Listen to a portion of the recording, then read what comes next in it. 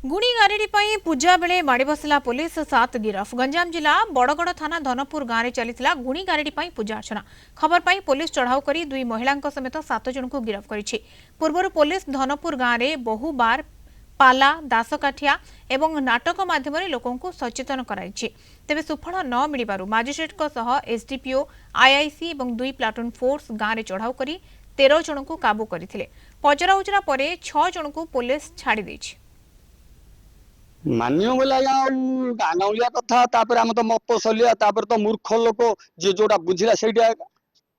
बुझला शक्ति थिले तो क्यों करें जोगुर आम गाँव अशांति रही किंतु आम क्या जन को आक्षेप करनु ये तांत्रिक कि से तांत्रिक कि आक्षेप करनु आम समस्ते गाँव में रही से 7 जन आसतु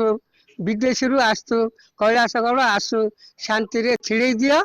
आम शांति रही ना आम बेले तले दिन के से कथा भल भाव कहीपर से कथा गला छाड़ एबे वर्तमान कौन इंडिया क्या ज्वर रोग है जो अंधविश्वास से जो आपने जहाँ कहले सेमती गोटे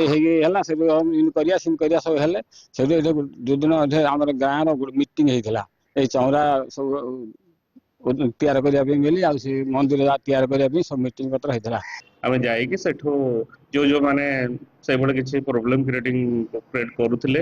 इन्फ्लुएंस करके लोगों को से विषय ये करुले 7 जन एवं रिटर्न कराई अरेस्ट होती फरवर्ड भी 7 जन को